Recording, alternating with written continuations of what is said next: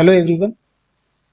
हम इस वीडियो में पढ़ेंगे क्लास 10 मैथमेटिक्स का फर्स्ट चैप्टर रियल नंबर्स का इंट्रोडक्शन। तो पहले अभी हम समझ लेते हैं what are the different types of numbers हमारे इंट्रोडक्शन के क्लास में। तो फर्स्ट टाइप ऑफ नंबर्स जो आते हैं वो है नेचुरल नंबर्स।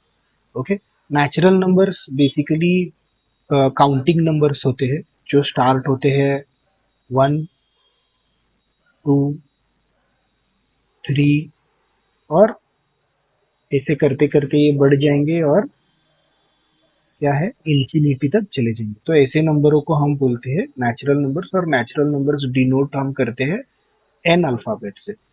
फिर नेक्स्ट टाइप ऑफ नंबर्स आते हैं होल नंबर्स, जिनको हम डिनोट करते हैं डब्ल्यू से।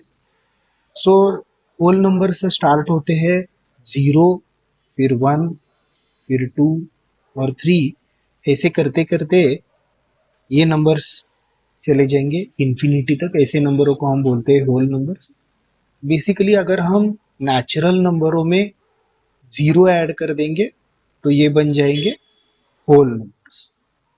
नेक्स्ट नेक्स्ट आते हैं इंटीजर्स। इंटीजर्स को हम डिनोट करते हैं जेड अल्फाबेट से।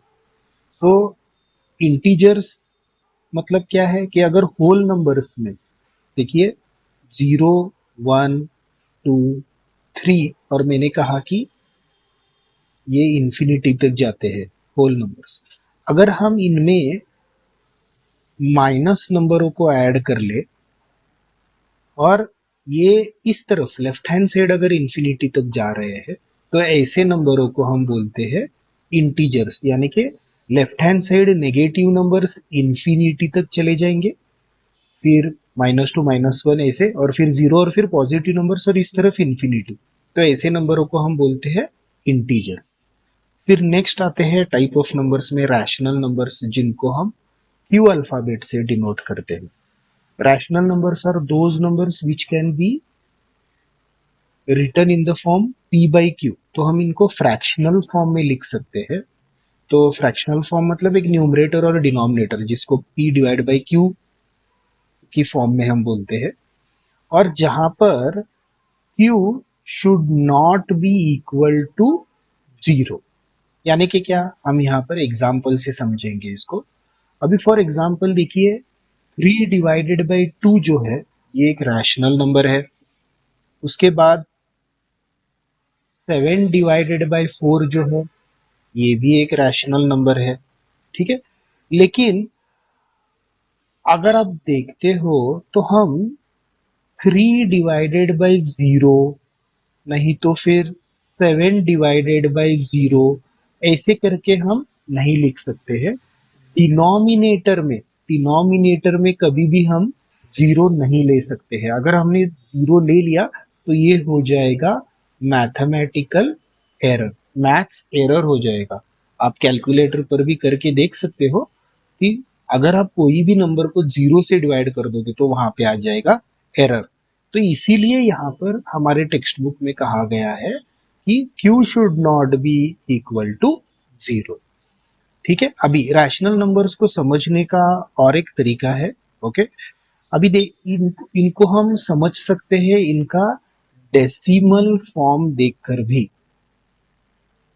तो इनका डेसिमल फॉर्म से भी हम रैशनल नंबर्स को डिस्टिंग्विश कर सकते हैं। अभी देखो, फॉर एग्जाम्पल मैं एक नंबर लिखता हूं 1.26। अभी ये नंबर जो है वो 26 के बाद में रुक गया है, तो इसके आगे कुछ नहीं है, अभी रुक गया है नंबर। तो अगर इस वाले ऐसे डेसिमल एक्सपांशन को हम बोलते हैं terminating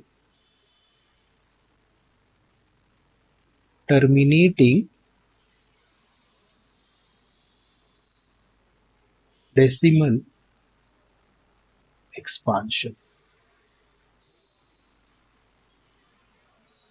terminating decimal expansion. Next और एक एग्जांपल लेते हैं।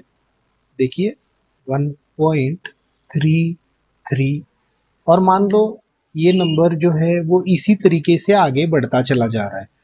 तो इस नंबर में और इस नंबर में क्या फर्क है, ये नंबर यहाँ पर ही रुक गया था, आगे कुछ नहीं था यहाँ पर, लेकिन इसके डेसिमल एक्सपांशन में 1.333 ऐसे ही चला जा रहा है ये नंबर। ओके, अभी ऐसे डेसिमल एक्सपांशन को हम बोलेंगे नॉन टर्मिनेटिंग। टर्मिनेटिंग मतलब रुक जाना, तो ये नहीं रुक रहा है इसलिए हम इसको बोल रहे हैं नॉन टर्मिनेटिंग। नॉन टर्मिनेटिंग, लेकिन क्या हो रहा है, डेसिमल एक्सपांशन जो है वो रिपीट हो रहा है, सेम जैसे नंबर्स रिपीट हो रहे हैं, इसको हम बोलते हैं रिकरिंग। तो non terminating recurring decimal expansion. तो अगर ऐसा ऐसे दो डेसिमल एक्सपांशन है नंबरों के, तो भी हम बोल सकते हैं कि वो वाला ये ऐसे वैसे वाले नंबर फिर रैशनल नंबर्स है करके। तो नेक्स्ट नेक्स्ट है इररेशनल नंबर्स, जिनको हम पी लेटर से डिनोट करते हैं। ये ऐसे नंबर है जिनको हम पी बाई क्यू के फॉर्म में नहीं लिख सकते हैं। हम इनको पी बाई क्यू के फॉर्म में, फ्रैक्शनल फॉर्म में नहीं लिख सकते हैं। अभी ऐसे नंबरों का एग्जाम्पल मैं आपको देता हूं। ऐसे नंबरों का एग्जाम्पल है जैसे कि √2, √3, फिर पाई की वैल्यू जो होती है वो भी एक इरेशनल नंबर होता है। ओके, और इसका डेसिमल फॉर्म भी देखकर हम इसको डिस्टिंग्विश करते हैं। देखो बेसिकली यहाँ पर मैंने √2 ले लिया, √3 ले लिया, तो अगर आप कौन से भी प्राइम नंबरों को, प्राइम नंबर्स को अगर स्क्वायर रूट में लिख देते हो तो वो इरेशनल नंबर ही बन जाते हैं। अभी प्राइम नंबर क्या है मैं आगे आपको एक्सप्लेन करता हूँ। तो पहले हम इरेशनल नंबर्स का डेसिमल फॉर्म भी समझ लेते हैं यहाँ पे। तो इसका डेसिमल फॉर्म समझते हैं।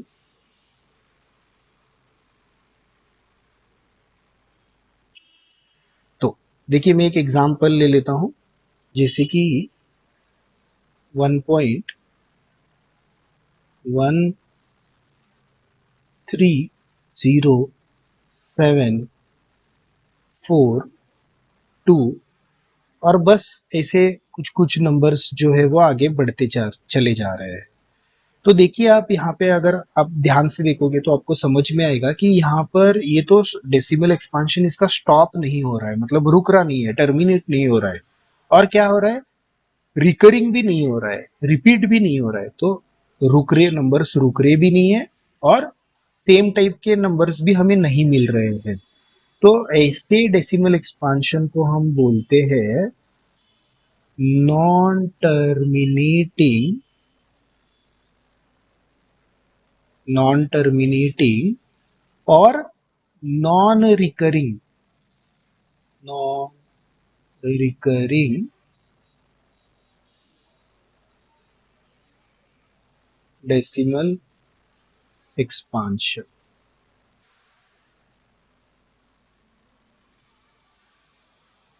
डेसिमल एक्सपांशन मतलब यहाँ पे क्या हो रहा है, डेसिमल्स स्टॉप भी नहीं हो रहे हैं और रिपीट भी नहीं हो रहे, बस ऐसे ही दूसरे दूसरे नंबर यहाँ पे डेसिमल्स के फॉर्म में यहाँ पे आ रहे हैं। तो स्टॉप भी नहीं हो रहे और रिपीट भी नहीं हो रहे, इसलिए हम इनको बोलते हैं non terminating non recurring decimal expansion.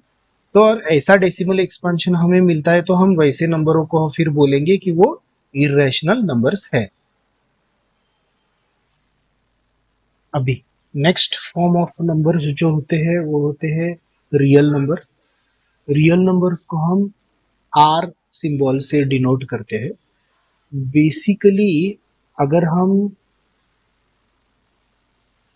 Real numbers में अगर हम रैशनल नंबर्स, रैशनल नंबर और इरेशनल नंबर्स दोनों को अगर हम इंक्लूड कर लेंगे एक ग्रुप में, तो वो ग्रुप बन जाएगा रियल नंबर्स। तो रियल नंबर्स में क्या होता है, अगर हम रैशनल नंबर्स और इरेशनल नंबर्स दोनों को इकट्ठा ले लेंगे तो वो टाइप ऑफ नंबर्स बन जाएंगे रियल नंबर। अभी नेक्स्ट और एक दो टाइप के नंबर्स है, first is prime numbers. So what are prime numbers? Prime numbers ऐसे होते हैं जो खुद के टेबल में और वन के टेबल में आते हैं, जैसे कि फॉर एग्जांपल टू. अभी टू को अगर आप देखते हो तो टू क्या है, वन के टेबल में आता है और खुद के टू के टेबल में आता है. फिर और एक एग्जांपल, वैसे बहुत सारे एग्जांपल है. थ्री भी है. थ्री क्या है नंबर, वन के टेबल में आता है और खुद के थ्री के टेबल में आता है. फिर फाइव. फाइव भी वन के टेबल में आता है और खुद के फाइव के टेबल में आता है. तो ऐसे अगर नंबर है जो सिर्फ टू नंबर्स, दो नंबर्स में आते हैं, जैसे कि वन के टेबल में और खुद के टेबल में, तो ऐसे नंबरों को हम बोलते हैं प्राइम नंबर्स. नेक्स्ट है कॉम्पोजिट नंबर्स. अभी कॉम्पोजिट नंबर्स मतलब क्या, जो दो से ज्यादा नंबरों के टेबल में आते हैं, जैसे कि फॉर एग्जांपल सिक्स. सिक्स क्या है, वन के टेबल में आता है, फिर टू के टेबल में आता है, फिर थ्री के भी टेबल में आता है और खुद के सिक्स के टेबल में भी आता है. तो दो से ज्यादा हो गए ना, तो दो से ज्यादा के टेबल में अगर एक नंबर आ रहा है तो ऐसे नंबरों को हम बोलेंगे कॉम्पोजिट नंबर. और एक एग्जांपल है एट. एट भी क्या है देखो, वन के टेबल में आ रहा है, टू के टेबल में आता है, फिर फोर के टेबल में आता है और खुद के एट के टेबल में आता है. तो ऐसे नंबरों को हम बोलेंगे कॉम्पोजिट नंबर्स. अभी नेक्स्ट पढ़ते हैं एक थ्योरम के बारे में, जो हमारी फर्स्ट एक्सरसाइज में हमें यूज होने वाला है. ओके. तो ये सेकेंड पार्ट है हमारा. अभी इसमें देखिए, ये थ्योरम है 1.1, जिसका नाम है fundamental fundamental theorem of arithmetic. तो ये थ्योरम क्या कहता है, every composite number can be expressed or factorized as a product of primes, and this factorization is unique. This factorization is unique from the apart from the order in which the prime factors occur. तो order, अभी मैं इन दोनों words को क्यों underline कर रहा हूँ आपको समझ में आ जाएगा. अभी मैं इसको देखो, इस थ्योरम को ऐसे आप नहीं समझ पाओगे. इसका एक एग्जांपल लेकर हम इसको समझेंगे. ठीक है, तो एक एग्जांपल लेकर समझेंगे. मान लो मैं एक नंबर लेता हूँ 10 और इसके मैं फैक्टर्स निकालता हूँ. तो अभी देखिए, मैं ऐसे करता हूँ, टू फाइव जार 10 और फाइव वन जार 5. तो ये हो गया. तो और एक प्रकार से मैं इसका फैक्टराइजेशन कर सकता हूँ 10 नंबर का. ओके. तो मैं ऐसे करता हूँ, इस बार 5 से स्टार्ट करता हूँ. 5 टू जार 10 और 2 वन जार 2. अगर आप यहाँ पे फैक्टर्स को देखोगे, 10 के फैक्टर्स को आप देखोगे. ओके. 10 के फैक्टर्स, दोनों भी 10 के फैक्टर्स ही है, 10 का ही फैक्टराइजेशन किया है हमने. लेकिन यहाँ पे 2 आ गया और 5 आ गया बाद में. यहाँ पे पहले 5 आ गया फिर 2 आ गया. तो यही ये थ्योरम कह रहा है कि यहाँ पे फैक्टराइजेशन जो होता है वो यूनिक होता है, लेकिन उसकी ऑर्डर जो है वो चेंज हो सकती है. मतलब देखो, यहाँ पे 2 और 5 है, यहाँ पर भी 5 और 2 है, 2 और 5 ही आ रहा है दोनों जगह पर, लेकिन उसकी ऑर्डर चेंज हो सकती है. तो फैक्टराइजेशन कभी भी आप कौन से भी नंबर का ले लोगे तो वो यूनिक ही होगा, सेम ही होगा, लेकिन उसकी ऑर्डर चेंज हो सकती है. मतलब 2 5 और 5 2. तो यही ये थ्योरम हमें यहाँ पे सिखा रहा है.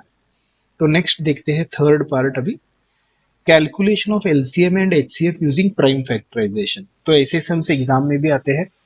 तो इसको समझते हैं हम वापस एक एग्जाम्पल लेके, ताकि अंडरस्टैंडिंग हमारी बेहतर हो जाएगी. तो यहाँ पे मैं एक नंबर लेता हूँ 54 एंड से 336.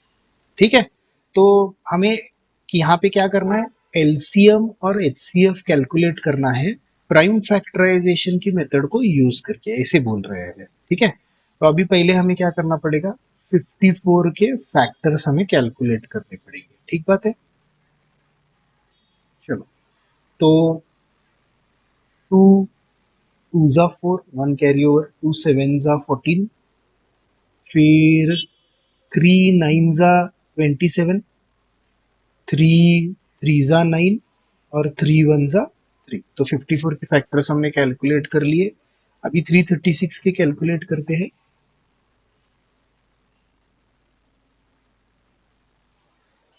तो वन ज़ा two, one carry over, two six ज़ा 12, one carry over, two eight ज़ा 16। फिर वापस टू से जाएगा, टू एट ज़ा 16, टू फोर ज़ा 8, वापस टू से जाएगा, टू फोर ज़ा 8, टू टू ज़ा 4,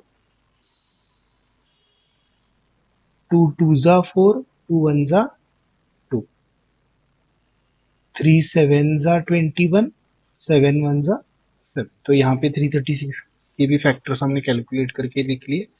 अभी हम यहाँ पे एक बार फैक्टर्स को लिख लेते हैं।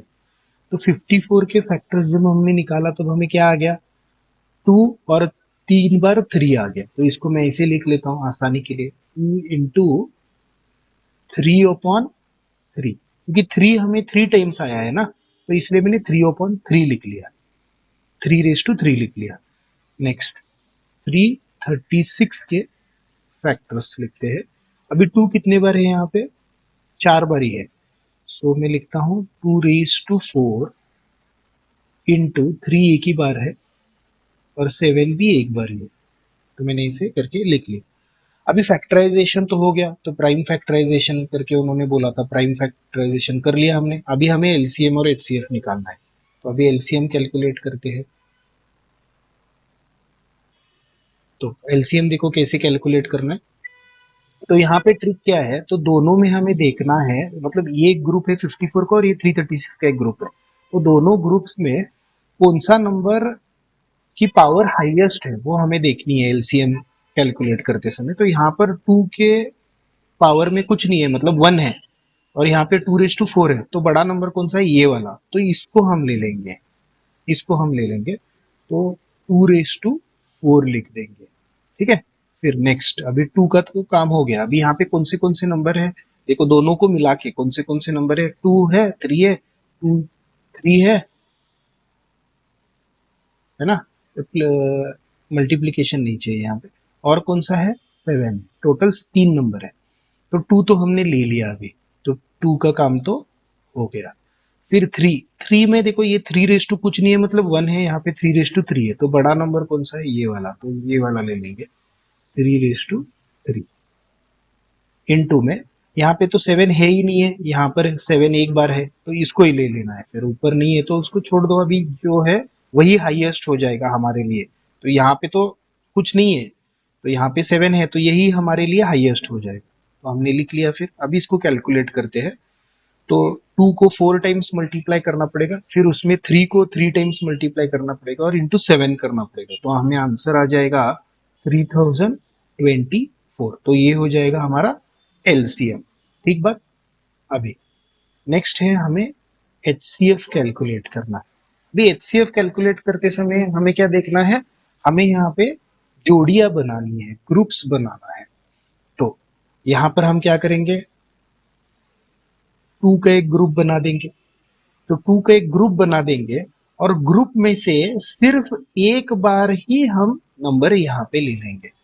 दोनों 54 और 336, तो इन दोनों ग्रुप्स को लेकर एक पेयर बना देना है और पेयर में से सिर्फ एक ही बार नंबर हमें यहाँ पे ले लेना है। ये तरीका है एचसीएफ कैलकुलेट करने का। तो 2 तो हो गया, 2 का काम हो गया।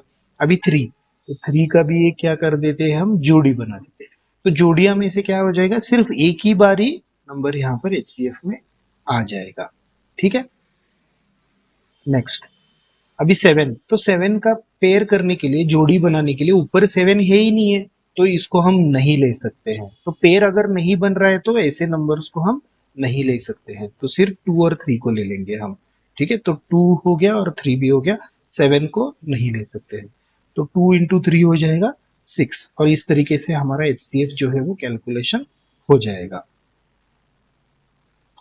अभी ये हमारा लास्ट पार्ट है, इंट्रोडक्शन का 4th पार्ट है।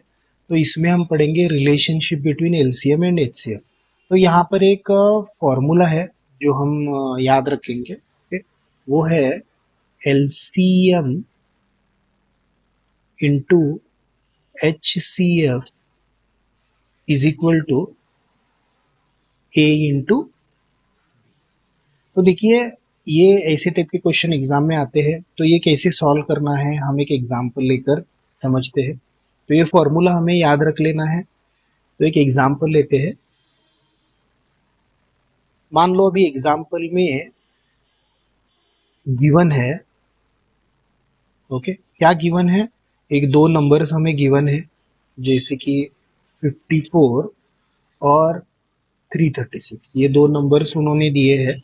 और इसके साथ हमें दिया है कि इन दो नंबरों का एलसीएम जो है वो 3024 है करके, ठीक बात है।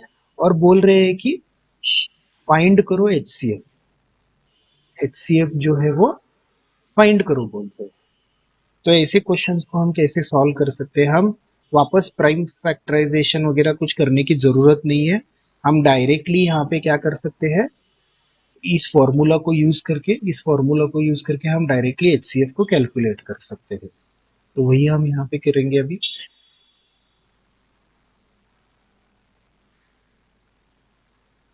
तो फर्स्ट क्या है, एलसीएम इंटू एचसीएफ। तो एलसीएम पहले लिख लेंगे। हमारा फॉर्मूला क्या है, LCM into HCF is equal to A into.